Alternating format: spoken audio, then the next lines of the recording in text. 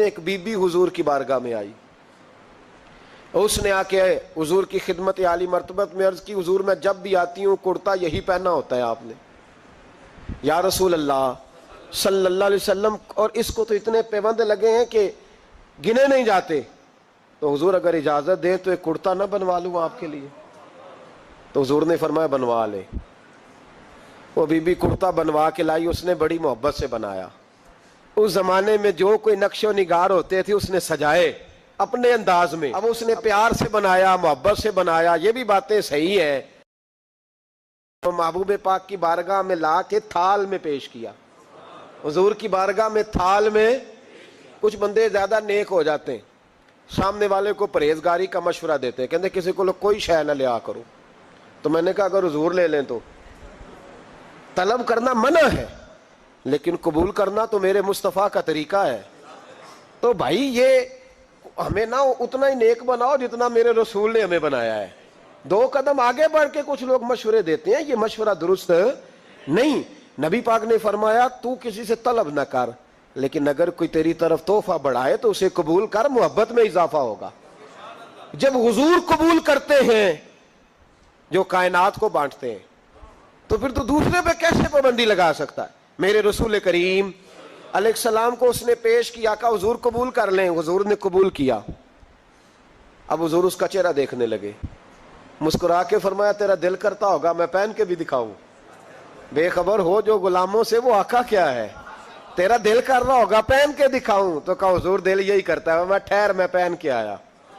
قربان جائیں، کیا اندازے! اچھا یہ سب کا نصیب بھی نہیں، یہ تبرک لینا، برکت لینا، لے کے آنا، یہ سب کا نصیب۔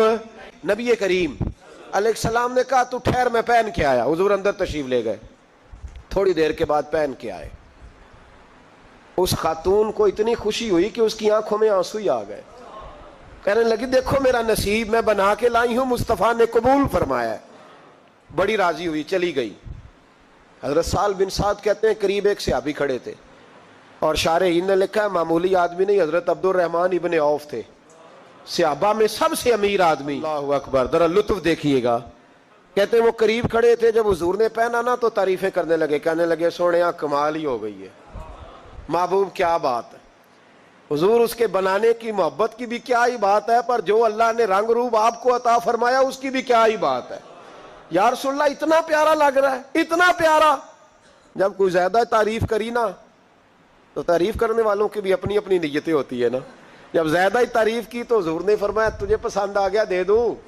یا رسول اللہ بڑا، تو فرمایا چاہیے؟ کہ حضور مہربانی ہو جائے تو کیا ہی بات ہے۔ سرکار اندر گئے، وہ پرانا کرتا دوبارہ پہنا، اور میرے رسول پاک علیہ السلام نے اس کرتے کو اتارا، بخاری پڑھ رہا ہوں، اور نبی پاک نے لا کے دیا، فرمایا چل یار وہ بھی راضی ہو گئی ہے، تو بھی راضی ہو جا، چل دونوں ہی راضی ہو جائیں، وہ بھی راضی ہو کے گئی، تو بھی راضی ہو کے جا۔ اس کو دیا، حضور چلے گئے۔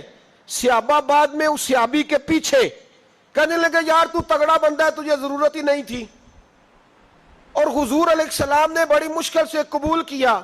حضور تو کسی کی طرف توجہ ہی نہیں کرتے، طلب ہی نہیں کرتے، اور اگر آج حضور نے قبول کیا اور اتنا پیارا لگا تو تجھ سے برداشت ہی نہیں ہوا، کس طرح کا آدمی ہے تو؟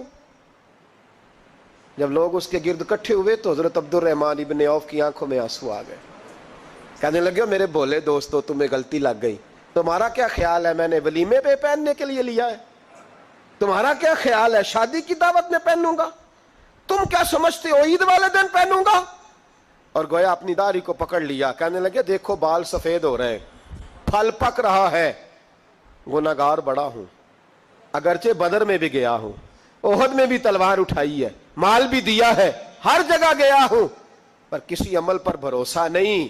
یہ کرتا حضور کے جسم سے لگ گیا ہے، اب اسے سنبھال کے رکھوں گا، اور مرتے وقت وصیت کروں گا گھر والوں کو کہ جب میں مروں نا تو اس کرتے میں مجھے کفن پہنا دے۔